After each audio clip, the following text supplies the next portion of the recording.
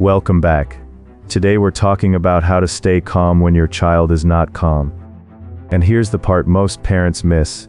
One reactive moment can cost you the whole evening, your sleep, your peace, and sometimes even your child's trust for the next hard conversation. First, the mistake is matching your child's volume. The better move is lowering the room before you try to fix the behavior.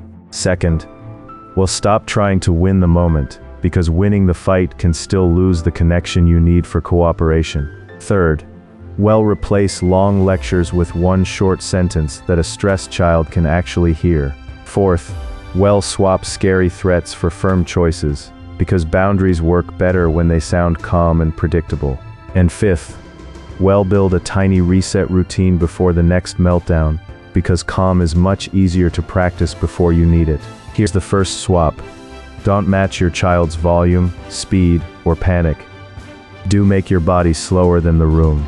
Drop your shoulders, soften your face, and speak one level quieter than you want to. Your child may not copy your words yet, but they often feel your pace before they can process your advice. A simple rule is this: if your child is at a 10, you don't need to be at a 1, just be at a 7. That already tells their brain, we're not in danger.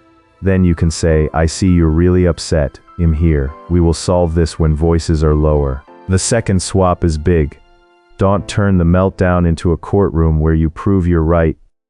Do protect the relationship while holding the line. A child can be wrong and still need safety. So instead of, because I said so, try, I won't let you hit, and I also won't leave you alone with this feeling. This does not mean being soft on behavior, it means being clean. The boundary is short, the tone is calm, and the relationship stays open. When the child sees that your love is steady but the limit is real, you reduce the need for a bigger fight. Third swap. Don't explain the whole life lesson while your child is flooded. Do name one feeling and one next step.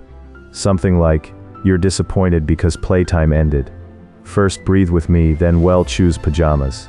That is not magic, but it gives their brain a handle. Try this tiny anchor. Feeling, boundary, next. I see anger, hands stay safe, come here. That's enough for the storm.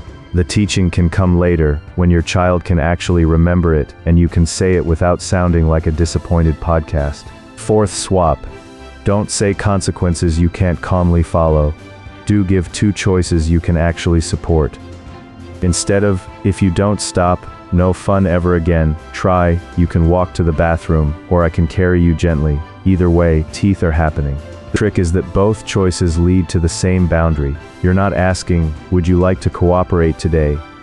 You're saying, this will happen, and you get some control over how.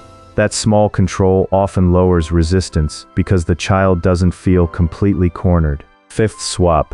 Don't wait until the meltdown to introduce breathing, hugs, water, or a quiet corner.